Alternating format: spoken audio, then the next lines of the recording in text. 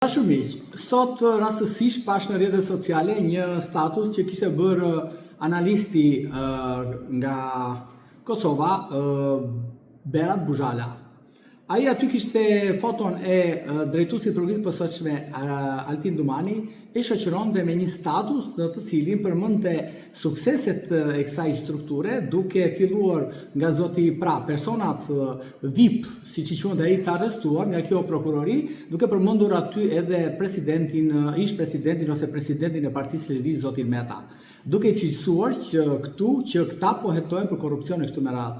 Unë natyrisht si përfaqësues ligjor i zotit Meta jam i detyruar të kthej një përgjigje këtij analisti i cili në përbanaqe televizive mbron gjithmonë të korruptorit. Nuk mund të ta krahasosh zoti Buzhala presidentin Meta me hajdutët e qeverisë, me atë hajdut që mbron ti, as me kryeministrin hajdut, as me Belinda Ballukun hajdute dhe as me gjithë shpurën hajdutëve të Shqipërisë. Zoti Meta nuk është aty as për korrupsion, as për shpërdorim detyre. Jo, zoti Buzhala duhet ta di këtë dhe di shumë mirë.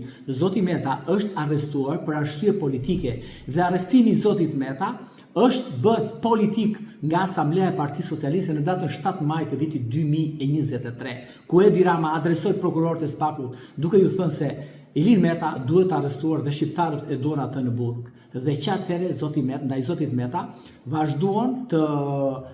vazhdoi prokuroria derisa e bëri atë rrëmbimi kriminal në mes rrugës Tiranës, në mes të një publikut dhe padyshim në një moment kryq ku ishte trafiku dhe duhesh patjetër që shqiptarët ta shikonin se si qeveria e autokratit të Tiranës ose të Shqipërisë të merr zvarr në mes të rrugës. Dhe kështu që zoti Buzhala dhe njëherë mos krahaso presidentin Meta, që është një shqiptar i mirë, ndoshta është presidenti më i mirë që ka patur Shqipëria, sepse u përballua gjatë gjithë mandatit të tij me mafien në pushtet, me mafien ndërkombëtare që i bënte presion her pas here dhe me çdo lloj ambasadori që vinte këtu dhe mbështeste mafien në pushtet. Dhe zoti Meta u bë dig për mos të lejuar mafia të kapte presidencën dhe padyshim dhe ligjet të cilët mafia i bënte me porosi në kuvendin e Shqipërisë.